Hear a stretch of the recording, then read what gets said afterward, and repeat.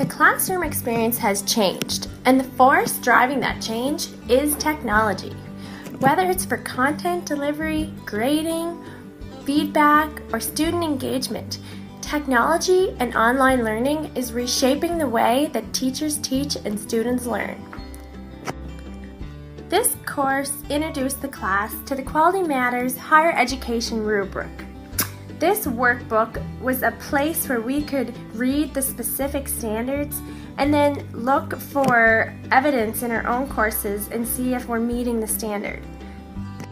This book, although a little boring to the eye, had specific review standards that taught me and the rest of the class a lot of things that our courses should include, such as instructions to the students on how to get started, etiquette expectations, minimum technology requirements, as well as the importance of having an introduction video and a welcome message for the class.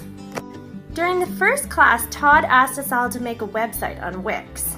Now, when Todd asked us to make a website for Wix, I was thinking this was going to be quite difficult and probably not possible for me. However, it's pleasantly surprising that these websites are created pretty easily and look very professional. Based on our class review, even if you're not technology savvy, you don't have a lot of time or experience with building a website, Wix can be a great option. Wix is a true drag and drop website builder, and you can insert content pretty much anywhere on the website without much limitations. And for our presentations, Wix was dependable and worked out really well.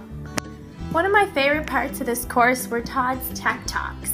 I really gained a lot of useful tools from these Tech Talks, and one of them that I really liked is the snip tool.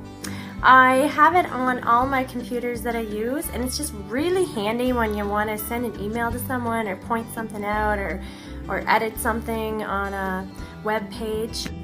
So Snippet lets you click and drag to capture any window or area on your screen. Then you can narrate it with comments and draw on it with digital ink, and then you can paste it and send it into a URL or save it or put it into a PowerPoint, whatever you need to do with it.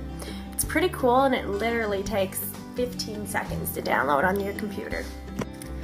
Another cool tech tool was the Tiny Scanner. It's a little scanner app that turns an Android device into a portable document scanner and can scan everything as images or PDFs. With this PDF document scanner app, you can scan documents, photos, receipts, reports, or just about anything. Again, it's really quick to download and quite useful. Office Mix is another handy tool for those that like to use PowerPoint. Basically, it makes your PowerPoint get interactive, and you can add it for free into your PowerPoint by downloading Office Mix, and then you can add voice, video, and digital ink to your slides. You can put polls and interactive apps in your slides, and you can play it back on any device. Again, for those of us who like to make PowerPoints, this is another great way to get them a little more interactive for our students. Camtasia was another screen recording and video editing software that we learned about, and it helps you create professional quality videos and share them with your students or anyone else that you're doing any formal training with. Although this is a great piece of software, I personally found it a bit complicated to use, and I also didn't care for the price, which I have on the screen here. So it's about $299, and that only goes on one personal computer.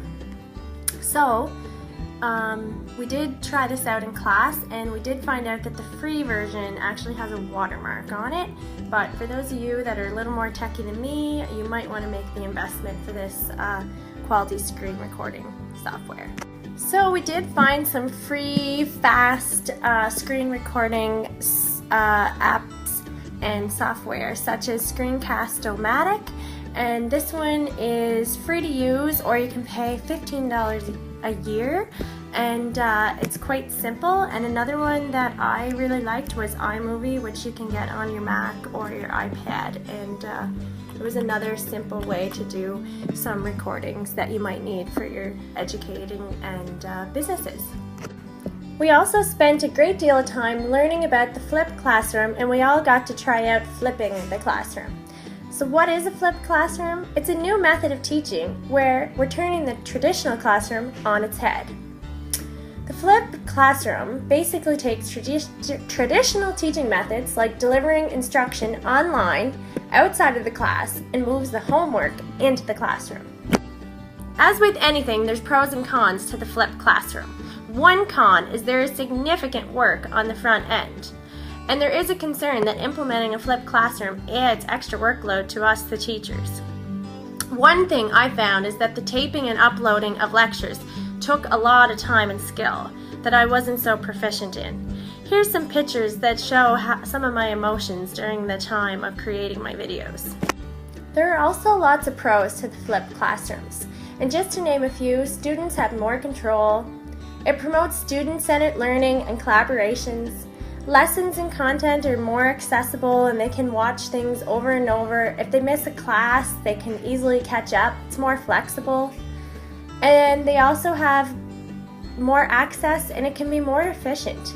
If done properly, a flipped classroom gives students more time to learn, whether that means that they can decide when they do learn, and it also makes them a little more prepared for class.